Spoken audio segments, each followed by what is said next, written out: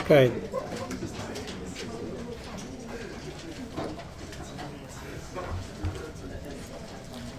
All right. So, yeah.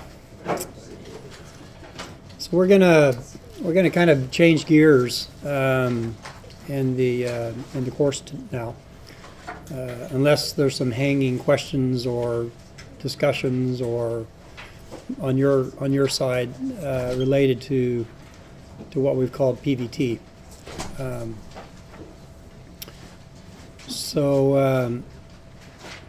There's going to be one more problem. It'll be problem 5. That'll be posted probably on Thursday. It won't be due for another week after the next one's due. I think the next one is due next Tuesday, number 4, and then problem 5 will be due a week later. But that problem 5 will also be kind of a PVT. It'll be a PVT type problem that is intended to help you understand how black oil PVT properties are used in reservoir simulation models. And so it's kind of a understanding black oil PVT properties from a formatting point of view, if you will. It's important because every reservoir simulator, you have Eclipse 100, is probably the most common used in Norway. You have a program called Sensor, which is what I use. You have computer modeling groups, software black oil simulator called IMEX. You've got Halliburton's model called VIP. There are some in-house models that different companies have developed and they use themselves. Saudi Aramco has a model called Gigapowers. So there's a bunch of different models, and they all have a different way of inputting these tables of black oil properties. So you're going to be kind of given the task of taking, in this case, it'll be an Eclipse 100 data set, giving the black oil PVT properties and trying to figure out what the heck it is, without me explaining it or the student assistants explaining it. So it's a little bit like Agatha Christie type stuff.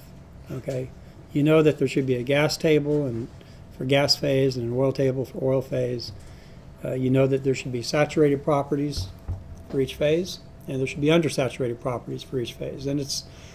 But there's a bunch of ways to kind of give you tables of these 4 quadrants. Okay, and so you'll just have to kind of try to figure it out. Now we will actually, what do you call it? Recommend that you work together, 2 or in groups. You can turn in a single solution. Just make sure and kind of put who's on the team so the student assistants don't have to grade multiple of the same thing. And but it's yeah. So that's going to be kind of problem 5. That'll be the last PVT related exercise. Okay. Any last questions, kind of before we leave? Or anybody depressed? Fine, we're going to get out of that PVT stuff. Okay. So the book, the Phase Behavior Monograph book, will not really be relevant to the stuff that we're going to talk about the rest of the course. I will say, however, that in the chapter 7 on black oil PVT properties, there's a section on applications, I think. And the one application is the rate equation, and the other application is material balance, where you take into account the fact that a gas that comes out of the reservoir could actually, and usually does, at the surface yield 2 products, a sales gas and a sales oil. Most of the books out there, including the book Well Performance, which Professor Guillen and I wrote back in 1980, I think it's 86, talking nothing about anything more than basically the rate equation and this thick. I mean, and we don't even in that book really, if I remember right, talk about the situation where a reservoir gas yields surface oil and surface gas. So it's in that book. the phase behavior book, but I probably won't reference too much to it. And the material balance also for a reservoir, including the condensate that's dissolved in the gas, that what we call material balance. That's in very, very few textbooks given the equations to use for keeping track of all of the barrels that will be sold coming from reservoir gas. And sometimes that's a very important contribution. And most of the books in gas engineering don't talk about that at all. Okay, so most of what I'm going to talk about in this course, I'm going to make the simplification that what's gas in the reservoir will become gas at the surface. I'm going to be equally simplifying, if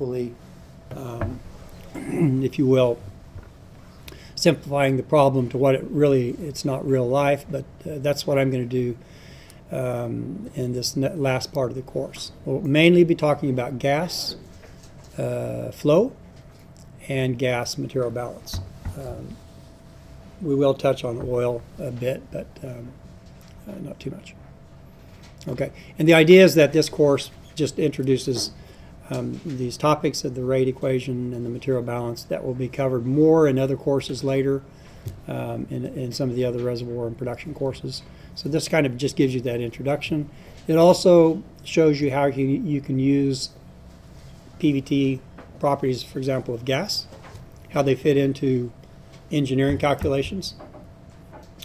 And so it should make the course a little bit more interesting in that you'll actually be we'll be talking about things and you'll be doing problems and exercises related to ultimately predicting the expected rate of production of gas and oil from a given field into the future based on what we know today. And that is really that's a paid job if you know how to do that and you do that properly. So it leads to, let's say, much more relevant direct applied engineering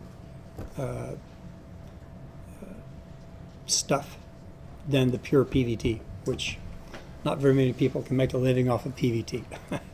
Okay, but if you're good at forecasting the production of gas and oil rates, then you're set for life. So this stuff we're going to cover now is more along those lines. Okay.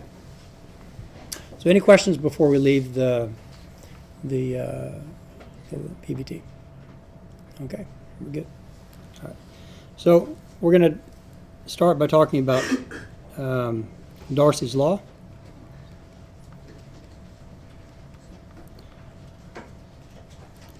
Which I guess you guys have already had some introduction to.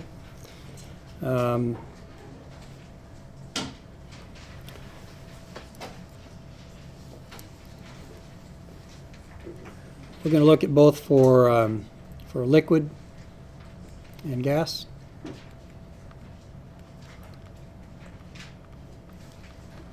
And then we're going to take that Darcy's law equation. I'll probably at some point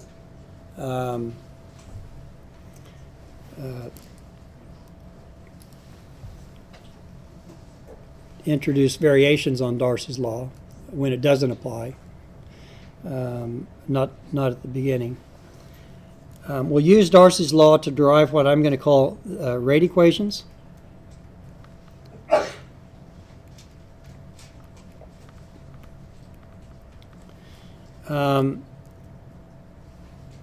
So, as you know, Darcy's law gives you the velocity of flow of fluid in a rock. Okay, that's basically what we're talking about that. So here we're talking about velocities. We don't sell velocities. We sell volumes. Okay, we sell barrels and we sell standard cubic meters. All right. So rate equations, what we're really talking about are volumetric rates. That's what I mean by, okay, so we're going to translate from velocities into volumes And Darcy's law applies down in the rock, but we don't sell oil and gas in the rock. Okay? It's got to get out of the rock, into the production well, into the production tubing, to the surface, processing at the surface. We've been talking about that. And we create products that we sell at the surface. And the rate equations we're interested in are expressed as volumetric rates, sellable volumetric rates, not rates down in the reservoir. Okay? So these are basically, this rate here is sellable, usually. Surface, volumetric rates.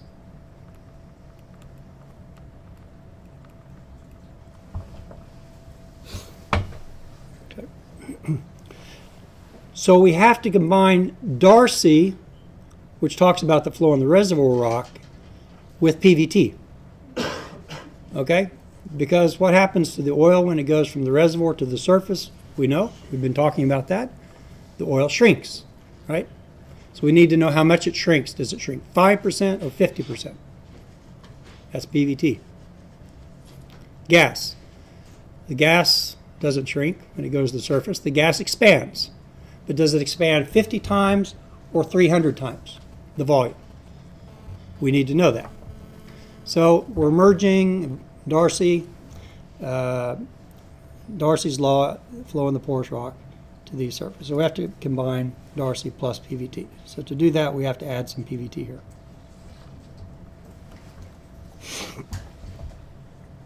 Now, the rate equations that we'll talk about for the most part will be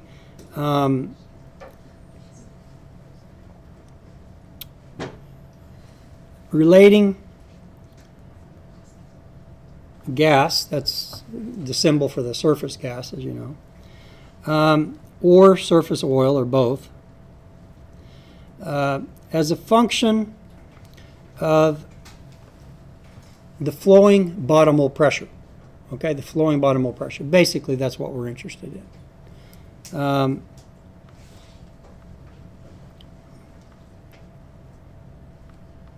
How this varies. This is called the flowing bottom hole pressure.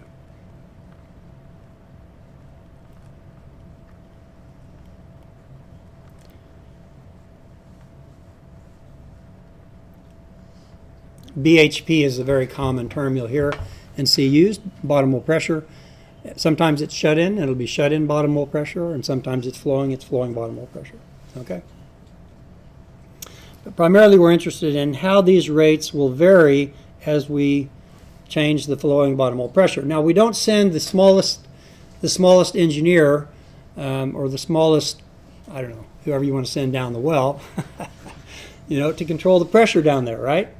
Okay? And we don't have pressure controls down in the bottom of the well where we say, oh, I want to flow the bottom of the well at 300 bar. Okay? We could do it, but it would be very expensive. So we don't do it. So generally speaking, we control the pressure, if anywhere, at the surface. At least we know what the pressure is at the surface. And so at the end of the day, we'd like to, I'm going to call it PT. It's got other names as well. But this I'm going to call the surface flowing pressure.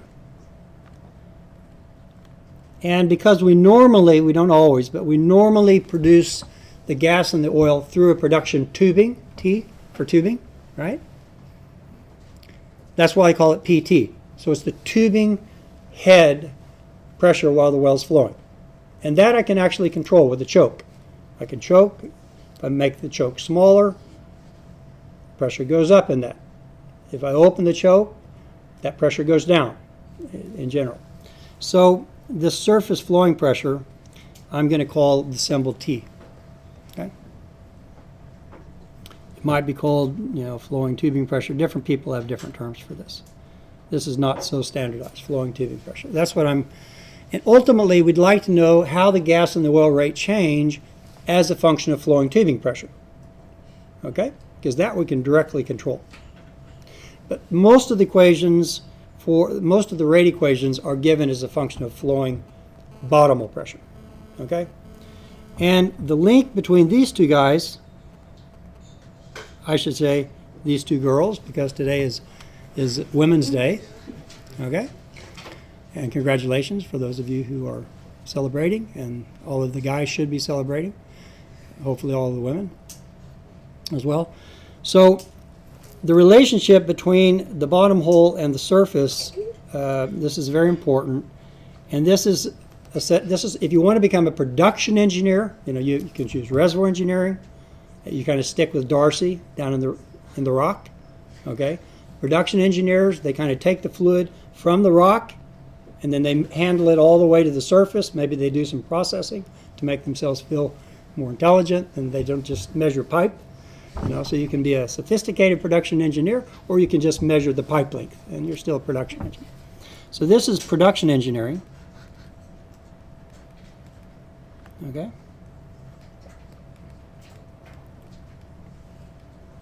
Whereas the reservoir rate equation, which is what we're talking about here, this is our reservoir rate equation.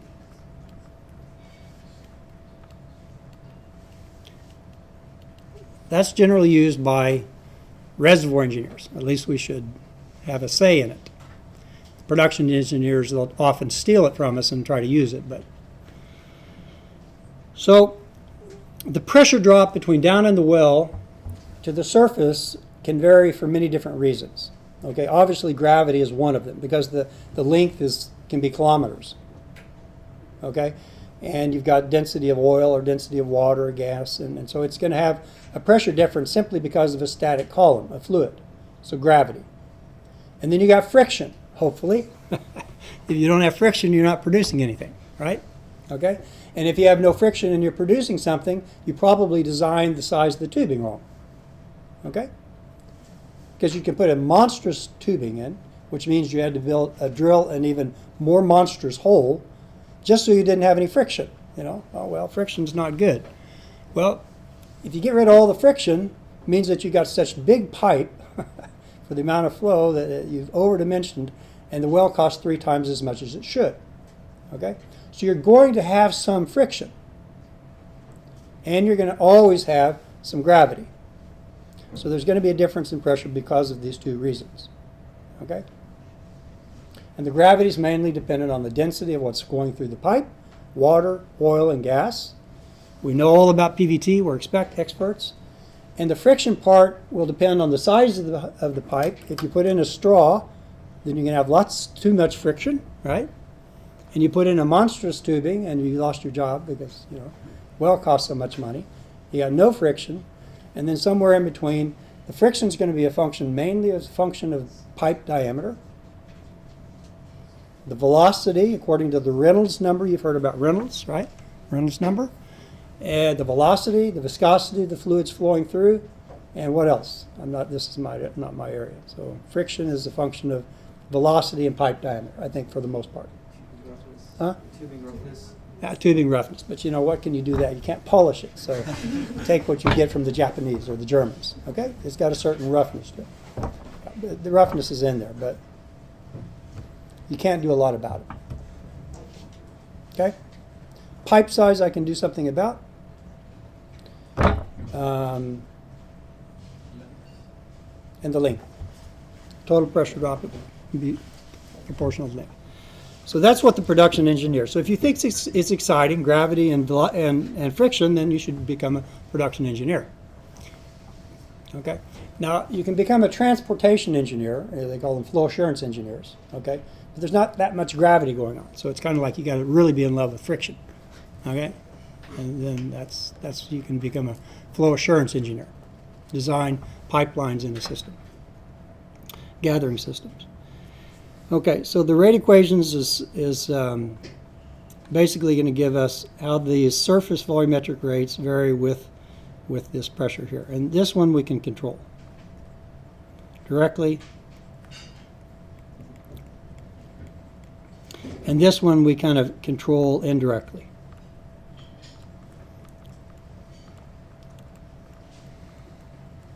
Okay? Okay.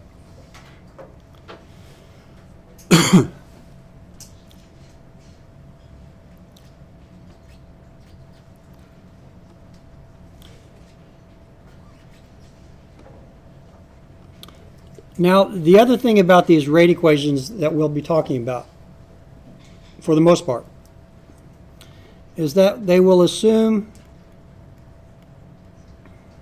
what is referred to as steady state flow conditions. Okay, I'll have to explain what that means. Steady state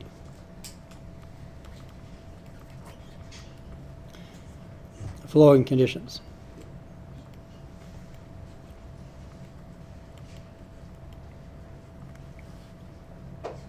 Sometimes they refer to it as pseudo-steady state, and we'll talk about what's the difference in that pseudo-steady state. That's what I grew up with learning about, called pseudo-steady state. We have a pseudo for everything in petroleum. Okay. Today, that's not good enough. Okay. Today, I don't know when it happened, 1990s, 2000. I kind of got out of this area, but somewhere along the way, somebody says we don't like this word. Okay. Somebody with a big ego or a big muscles, or I don't know, maybe a woman with a whip. I don't know. Some way or another, we changed. We don't use pseudo-steady state anymore. Okay? Or maybe a woman with muscles, because there's a few out there, as Norwegian, the world championship boxer, right? What's her name? Yeah. So you don't. Okay. So they call it boundary dominated. So that's the new term. Boundary dominated flow. What this means is that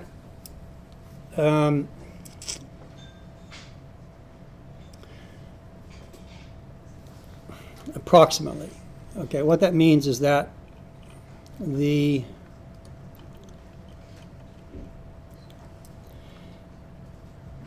rate of pressure drop, how many millibar per day, or how many psi per week or month, okay? The rate of pressure drop. If you go somewhere in the reservoir, okay? We all go to somewhere different, okay? We all spread ourselves around inside the reservoir, okay? And we stay down there for a week, and we measure how much we're producing. We're producing from this well, and we're all inside, and the well is draining one volume, and there's only one well there, okay? It's not a big reservoir, but we're all spread around, and we're all making measurements of how the pressure changes with time, okay? And then we come back after a week, hungry, tired, dirty, okay? And we tabulate, and we basically see that this is approximately the same everywhere in the volume.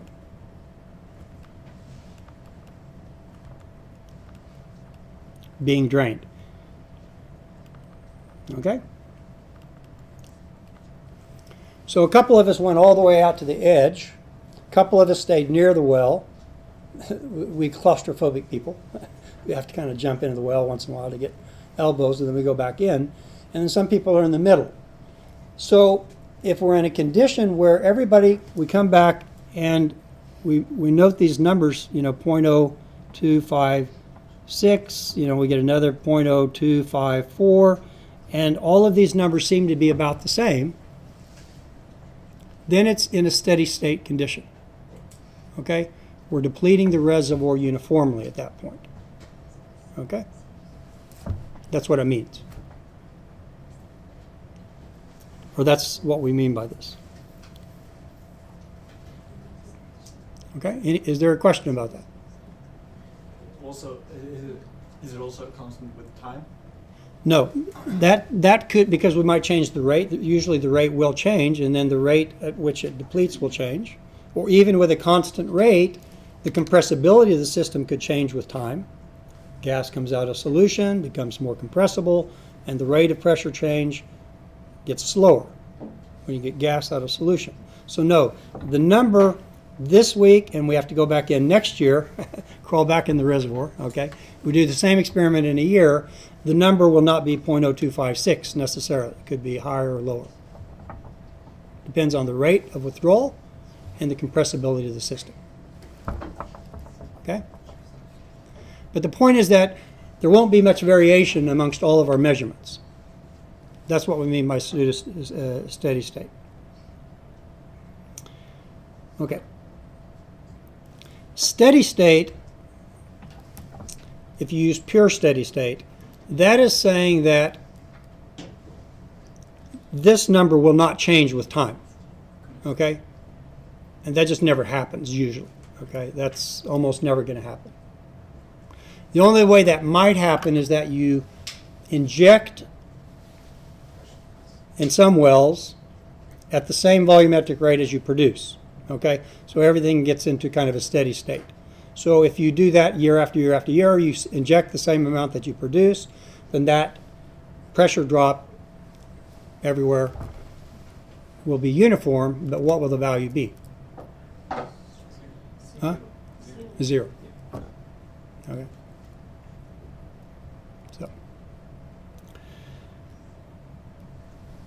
So the pseudo-steady state means that over time the system will be changing. Basically that the pressure in the system will deplete, that the average pressure will deplete.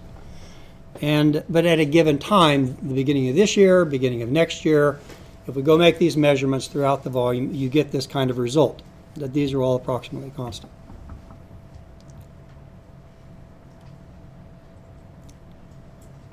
So the rate equations we're going to discuss for the most part in this course will be of this type, pseudo-steady state, boundary dominated. Okay? And this is often a very good assumption.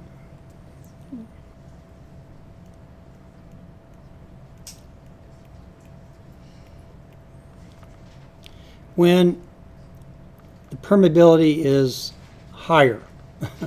Higher than what, Curtis? Higher than something that's very low. Okay? We're going to talk about permeability. Higher probably means more than, 10 millidarcy, 100 millidarcy. Depends what's flowing through the rock. So I'm going to say somewhere greater than approximately. Depends if it's gas flowing or oil flowing, but 10 to 100 millidarcies. Then each well will come to kind of a pseudo-steady state within a reasonable amount of time. Okay? And stay that way.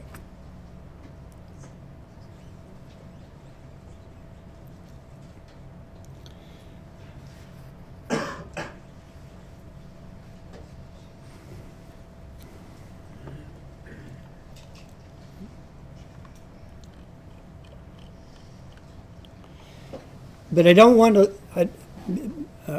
to mislead you as to think that every well everywhere will behave like this. Okay, but most of the wells you guys will work on, North Sea, Saudi Arabia. I mean, you're going to have this kind of condition in many situations. But in North America today, where they're producing from rock that's got like permeability that's 10 to the minus fourth millidarcy, which is kind of a good shale rock permeability, then you don't reach pseudo-steady state. Certainly not in a year, maybe in 2 years. It might take 10 years. It depends on a few things. Okay? So I just want to mention up front that there's a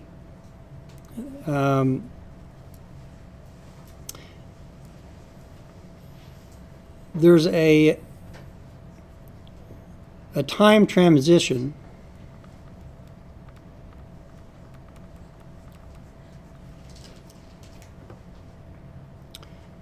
to reach pseudo-steady state. I know I'm going to have to become modern, boundary-dominated flow. Okay? There's a time transition. If it's a very high permeability, it might be 1 day or a week. Okay? Okay, if it's a lower permeability, it might take a month. But there's some period it takes. Yeah. Do you mean from transient to pseudosteady? From the second you turn the well on. So from transient. Well, we're just saying that if we turn a well on, how long before if we crawl into the reservoir and make this experiment, will everybody start seeing the same pressure drop? That's the question. Okay. Okay. There's a time transition from when you turn the well on. Okay.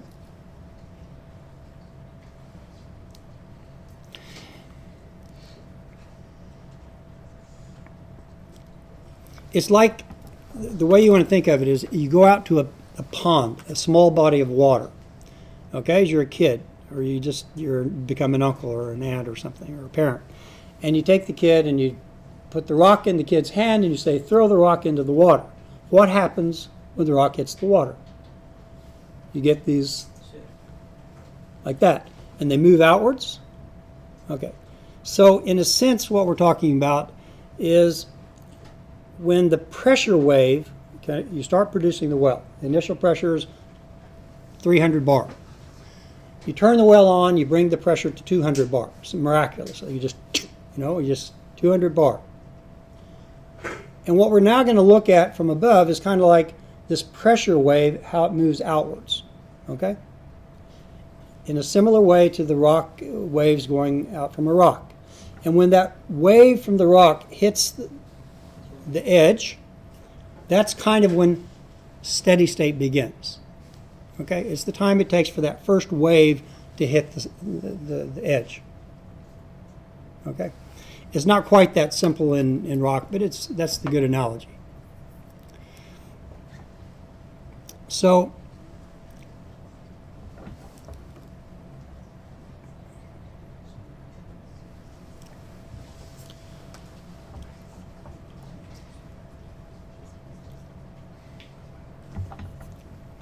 this can be, hours, days, weeks, months.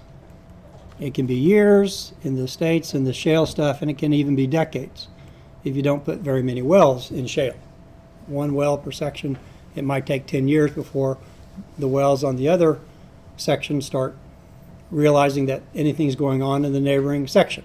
A section is 1 by 1 mile, 1.6 kilometers by 1.6 kilometers. That's the traditional area one well drains in the United States if it's a gas well. Okay, which shale started in gas, the Barnett Shale.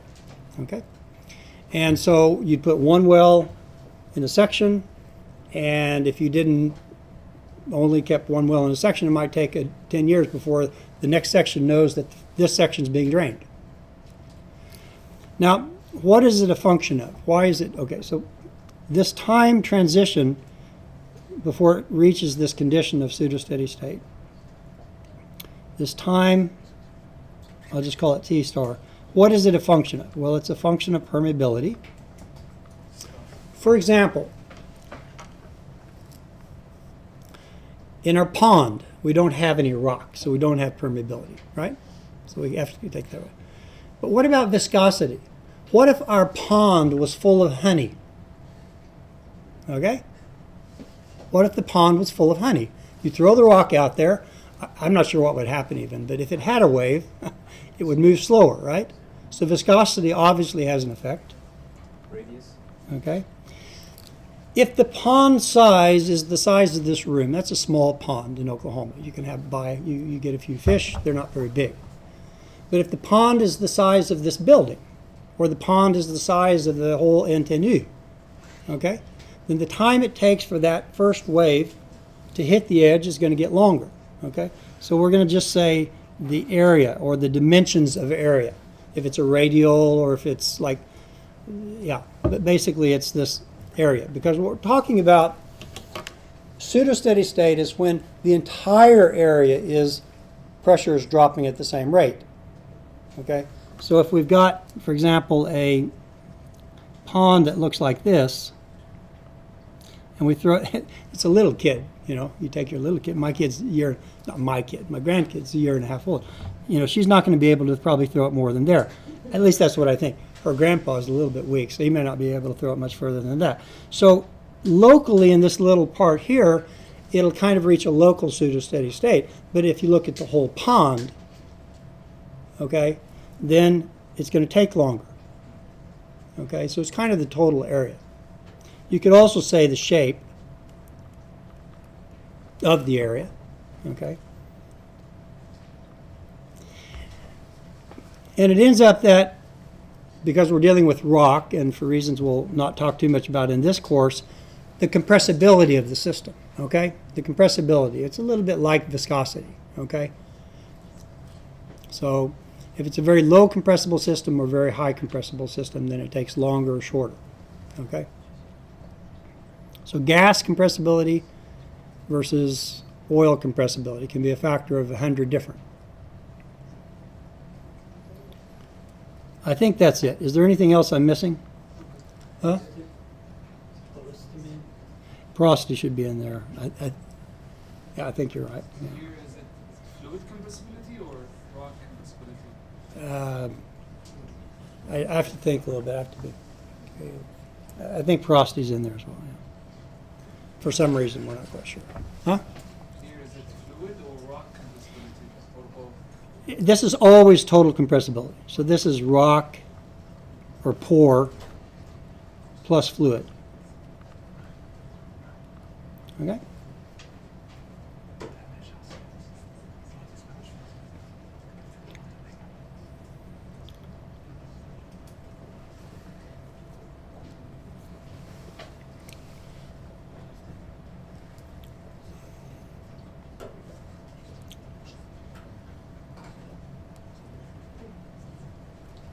I'm going to make a perfectly round pond and say that we get someone strong enough to throw out in the middle of that. So it's everything symmetric, okay? Now, as this pressure wave is moving outwards in what's supposed to be a circle, okay? In the early time, before that wave reaches the boundary, the wave is moving at a speed and everything's going on as if the pond could easily be this big, right? While the wave is moving out early on, it doesn't know how big is the pond. It's only when the wave hits the shore and then I think it sends a wave back that it can tell the rock, the boundary is out there somewhere. So early on, okay? Early on, the system behaves as if there are no outer boundaries.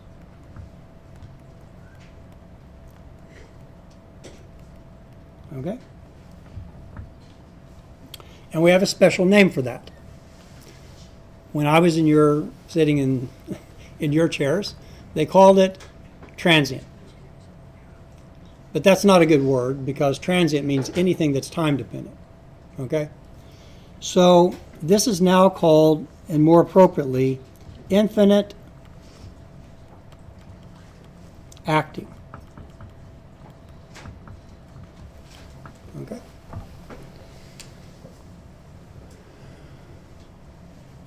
You remember when I talked about single phase fluids, okay? And I said if a fluid is undersaturated, you can't really say that it's a liquid or a gas. Not really. Okay? But you can say it's liquid-like, meaning that its viscosity and density are like a liquid, or gas-like. Okay? So this is a bit the same concept. It's acting as if it's in an infinite system. Okay? So we call this infinite acting. Now, if you look at our two ponds above here, okay? The time to the end of infinite acting, okay? And the time to the end of infinite acting here and here. Let's say that the total area is that the outer circle is the same size. Okay? And let's say that it takes for this, I'm going to get rid of the outermost here because that was,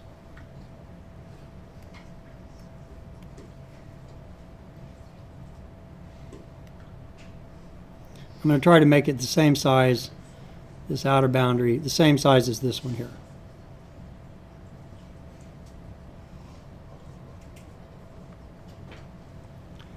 That's the shore. That's the shore. That's what I indicate as the shore. Okay, this is the shore.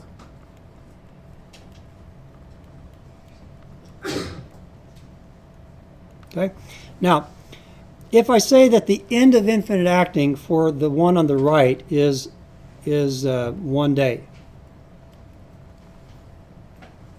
Okay.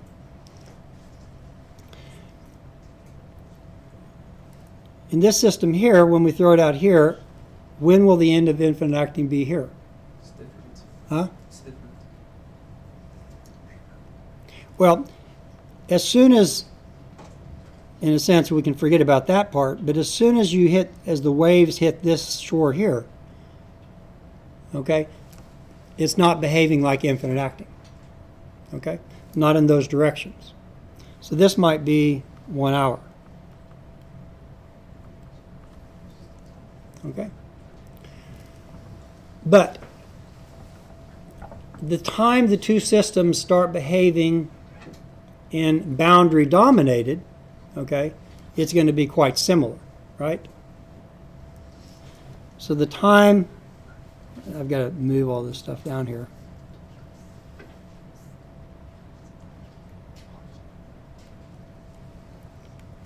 The time to the start of boundary dominated and the time the start of boundary dominated. What is it on the right? In 1 day. It's not exactly 1 day, it's probably a 1+ day. It's gonna, if everything's perfectly symmetric, it'll be just beyond 1 day. Okay? But down here, this will be about 1 day here as well. Okay? Why isn't it 2 days? Because the kind of the area, the circle area is about the same. But the diameter is the same also. Well, okay, How's- yeah, okay, how's yeah, yeah, okay. So the point. All right, okay, okay. You're right. Yeah, because the distance here is twice the distance there. Okay, so yeah, you're right. I say 1+, which is the same as 2. That's cheating. I'm not going to get away.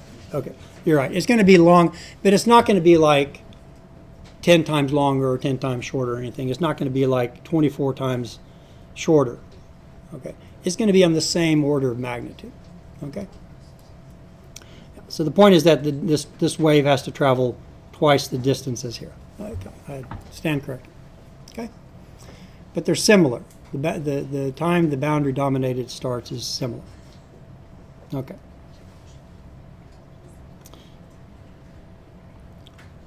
Okay.